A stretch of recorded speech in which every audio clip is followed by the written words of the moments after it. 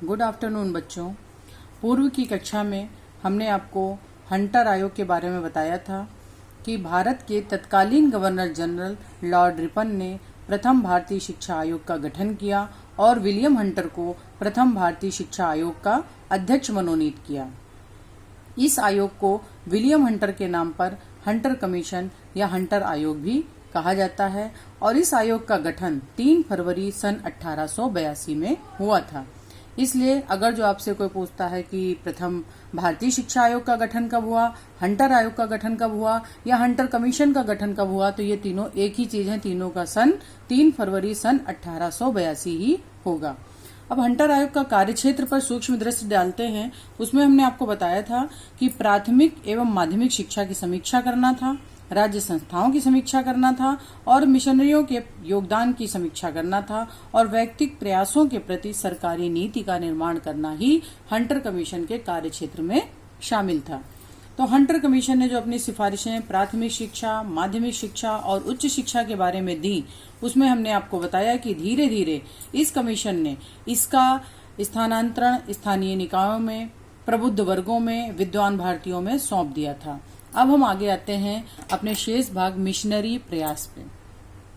चूंकि हम जानते हैं कि भारतीय शिक्षा आयोग की नियुक्ति का मूल कारण मिशनरियों का आंदोलन था, क्योंकि वो लोग वुड के घोषणा पत्र से संतुष्ट नहीं थे, उनकी अपेक्षाएं पूरी नहीं हो पा रही थी, वो लगातार आंदोलन कर रहे थे। इसलिए लॉर्ड रिपन को विवश होकर हंटर कमीशन का गठन करना पड़ा था। परंतु मिशनरी हंटर कमीशन से अपने अनुकूल सिफारिशों की आशा लगाए बैठे थे कि कमीशन हमारे बारे में सब कुछ पक्ष में देगा, किंतु कमीशन ने प्राथमिक शिक्षा का भार स्थानीय निकायों में, माध्यमिक शिक्षा का निजीकरण कर दिया और उच्च शिक्षा का प्रबंधन भी भारतीयों के हाथ में सौंपने का प्रस्ताव रखा। इस प्रकार शिक्षा के प्रत्येक स्तर पर मिशनरी हतोत्साहित हो गए। हम आपको पूर्व की कक्षा में बता चुके हैं कि प्राथमिक शिक्षा का भार इन्होंने लोकल बॉडीज को सौंप दिया, माध्यमिक शिक्षा के लिए प्रबुद्ध एवं विद्वान भारतीयों को आगे आने के लिए कहा और उच्च शिक्षा का प्रबंधन भी भारतीयों के हाथ में सौंपने का प्रस्ताव रखा। इस प्रकार आपने देखा कहीं पर भी मिशनरियों का इन्होंने नाम नहीं लिया, क्योंकि ये जानते थे कि मिशनरी यद्यपि उदार हृदय के होते हैं, परंतु उनके कुटिल शैक्षिक प्रयास किए चाल चल रहे थे और वो भारतीयों की भावनाओं से बिल्कुल अवगत नहीं थे। तो इसलिए हंटर कमीशन ने अपना एक स्पष्ट विचार प्रस्तुत किया कि भारत जैसे विशाल देश की शिक्षा का भार केवल एक दल को सौंपना उचित नहीं होगा, इससे भारत की भलाई नहीं होगी और विशेषतः मिशनरियों को, जो जनसाधारण की विशाल भावनाओं से सहानुभूति रखने में असमर्थ हैं।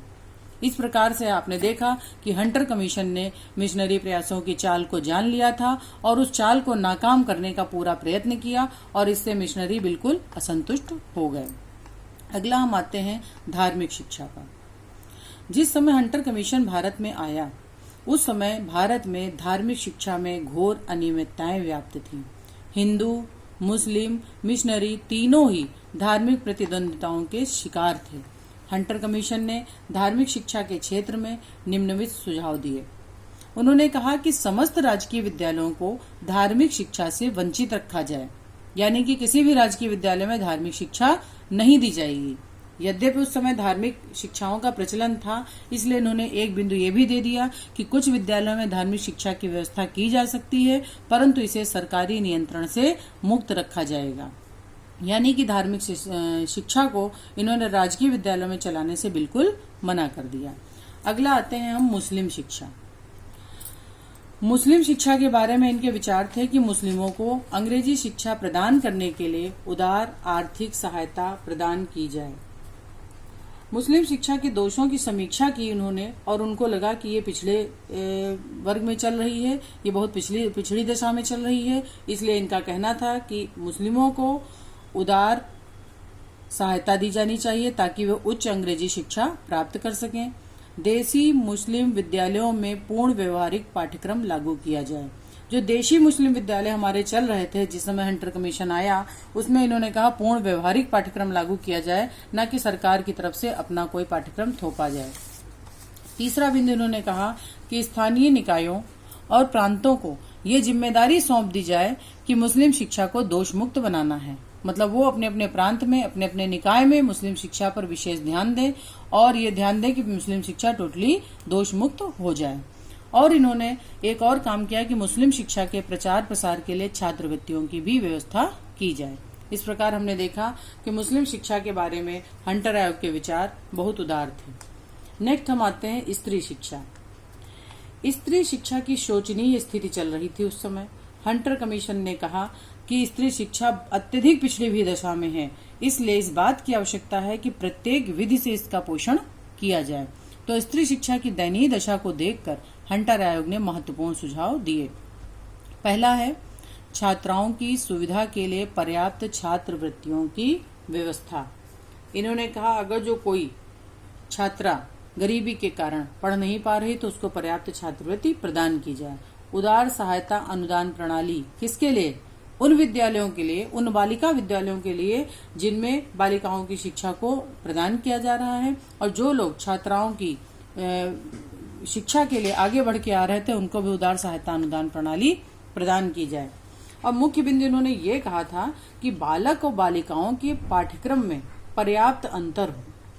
उनका ये कहना था बालकों का पाठ्यक्रम अलग हो और बालिकाओं का पाठ्यक्रम अलग हो, क्योंकि इन दोनों में एक समान पाठ्यक्रम लागू करना अव्यवहारिक है। तो मुख्य बिंदु ये इन्होंने दिए थे स्त्री शिक्षा के लिए।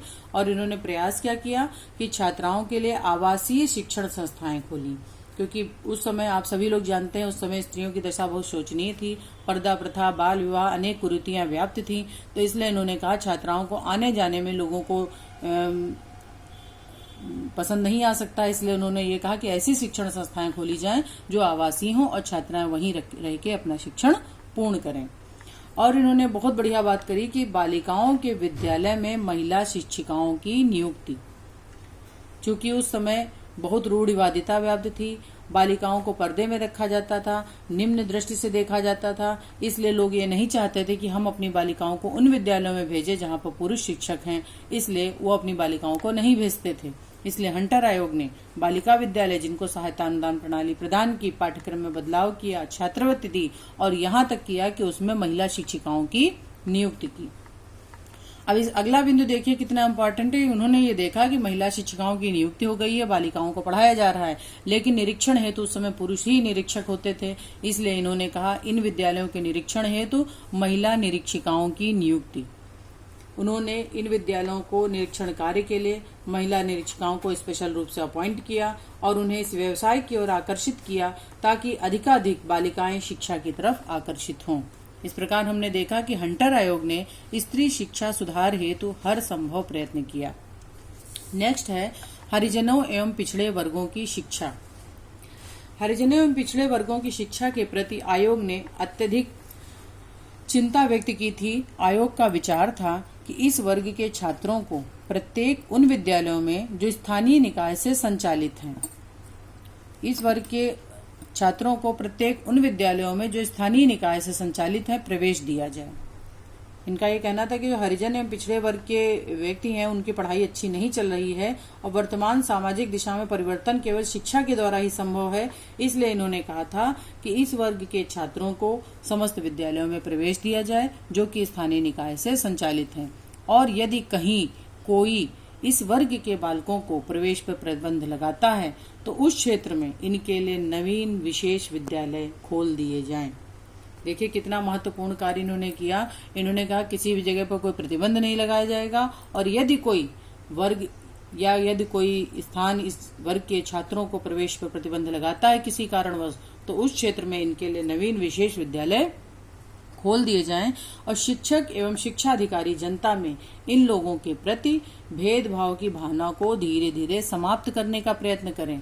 उनका ये कहना था कि यदि हरिजनों एवं पिछड़े वर्गों को शिक्षा के माध्यम से ही उठा सकते हैं और यदि वहां पर कोई शिक्षक हैं या शिक्षा अधिकारी हैं वो जनता में भेदभाव की भावना को धीरे धीरे समाप्त करें। इन्हीं के सुझावों का परिणाम था कि हरिजन एवं पिछड़े वर्गों में शिक्षा के प्रति जागरूकता उत्पन्न होने लगी और वे सभी विद्यालय धीरे धीरे जाने लगे और विद्यालयों में छात्रों को भेजने लगे। नेक्स्ट आता है आदिवासियों एवं पहाड़ी जातियों की शिक्षा। एक ऐसा वर्ग था जो बार बार वंचित रह रहा था। हंटर आयोग ने शिक्षा सर्वेक्षण से पता लगाया कि ये जातियां भी शिक्षा लाभ से टोटली वंचित हैं। इसलिए इस आयोग ने बहुत ध्यान दिया। आपने शुरू से देखा कि इस आयोग ने कितना प्रयास किया हर वर्ग के बच्चों को उठाने के लिए। तो इस वर्ग के छात्रों के लिए इन्होंने क्या प्रयत्न किए, क्या सुझाव दिए? इन्होंने कहा कि आदिवासियों एवं पहाड़ी जातियों की उच्च शिक्षा का प्रबंध करना भी सरकारी दायित्व है और सरकारी विद्यालयों एवं संस्थाओं में इनको पर्याप्त प्रोत्साहन मिलना चाहिए, इनको निःशुल्क शिक्षा प्रदान की जानी चाहिए और इनको उपयुक्त छात्रवृत्ति भी प्रदान की जानी चाहिए। आदिवासी विद्यालयों के लिए इन्होंने कहा कि आदिवासी विद्यालय में आदिवासी शिक्षकों की नियुक्ति की जानी चाहिए। क्यों? क्योंकि आदिवासी जो रहते थे वो उनकी अपनी भाषाएं होती थी, उनके अपने कल्चर होते थे, उनकी अपनी रीतियां होती थी, इसलिए वहां पे अगर जो कोई बाहरी शिक्षक भेज दिया जाएगा तो शायद उनके मनोभावों को और उन तक अपनी शिक्षा पहुंचाने में समर्थ ना हो। इसलिए हंटर आयोग ने कहा कि आदिवासी विद्यालय में सिर्फ आदिवासी शिक्षकों की नियुक्ति की जाए और शिक्षा का स्वरूप इतना दुरूह न हो, इतना जटिल न हो जैसा चल रहा है। उनका शिक्षा का स्वरूप, चूंकि वो आदिवासी हैं, टोटली शिक्षा से काफी दूर, तो उनका जो शिक्षा का स्वरूप हो वो सरल हो, व्यवहारिक हो तथा दैनिक प्रयोग से संबंधित हो। इस प्रकार हम ये देखते हैं कि हंटर आयोग ने जो उसका मुख्य कार्य दिया गया था, शिक्षा की समीक्षा करना प्राथमिक स्तर पर और माध्यमिक स्तर पर, उस पर इसने बहुत ही अच्छे सुझाव प्रस्तुत किए। संपूर्ण शिक्षा की प्रगति एवं सुझाव इन्होंने प्रस्तुत किए और शायद उससे देश हमारा बहुत लाभान्वित हुआ।